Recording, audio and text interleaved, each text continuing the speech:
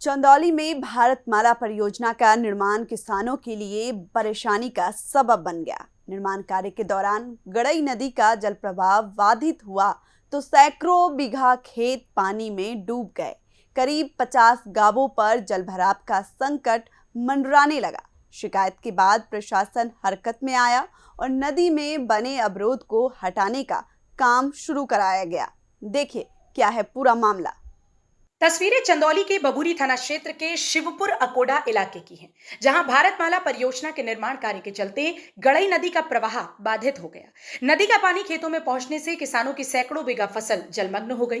ग्रामीणों का कहना है कि अगर समय रहते पानी की निकासी नहीं होती तो फसलों को भारी नुकसान हो सकता था। भारतमाला रोड प्रोजेक्ट की वजह से गड़ई नदी में बांध दिया गया था और यह बारिश होने के कारण पूरा इधर आगे पूरा जलमग्न, कई गांव जलमग्न हो गए थे। इस वजह से ग्रामीणों ने इकट्ठा होकर सुरेमुनि तिवारी जी को फोन किया और वो आए और आदड़ी और उसके बाद डीएम से बात किए और उसके बाद ये कार्य नदी का खुदाई चालू है और जिससे गांव ग्रामीणों को राहत की सांस मिली है। नहीं रात को ग्रामीणों की रात की नींद की उड़ी हुई थी कि रात में क्या होगा क्या नहीं होगा।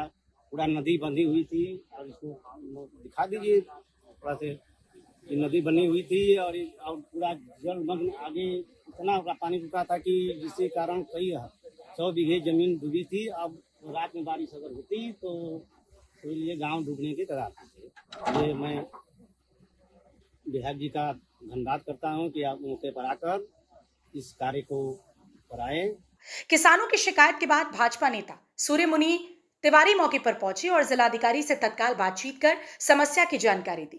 डीएम के निर्देश पर प्रोजेक्ट मैनेजर ने मौके पर पॉकलैंड मशीन लगवाई और नदी में बने अवरोध को हटाने का काम शुरू कराया। अवरोध हटते ही नदी का पानी आगे बढ़ने लगा और खेतों से भी पानी की निकासी शुरू हो गई। आज यहाँ गड़ई नदी के जो है इसकी कटान को जो है यहाँ पे बांध दिया गया था। जो यहाँ पे पानी जो बह रहा था इसकी धारा थी।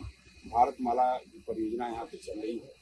ये ग्राम सभा महादेव, श्रीपुर, परमानंदपुर, कमरिया, छनिया, हिरामनपुर, लगभग यहाँ 50 गांव जलमग्न होने की कगार पे था। लगभग 300-400 बीघे फसल जलमग्न है और यहाँ मैंने जिलाधिकारी महोदय से वार्ता किया। उन्होंने जो है प्रोजेक्ट मैनेजर को भी तत्काल, यहाँ ग्रामीणों ने हमसे शिकायत किया था कि ऐसी समस्या है, हम लोगों का खेत डूबा हुआ है, रोपाई का खेत डूबा हुआ है। ग्रामीणों के कहने पर मैं यहाँ पे आया, मैंने जिलाधिकारी महोदय से वार्ता किया और इसको जिलाधिकारी महोदय तत्काल संज्ञान लेकर के प्रोजेक्ट मैनेजर को फोन किया और यहाँ मशीन पोकलैंड लगा करके ये जो गड़ई नदी को काटा गया था इसके अनवरत प्रवाह को खोलने के लिए मशीन यहाँ लग गई है। अब इससे जो है कार्य आगे जारी। बताया जा रहा है कि शिवपुर अकोडा समेत आसपास के करीब 50 गांव जलभराव के खतरे की जद में थे।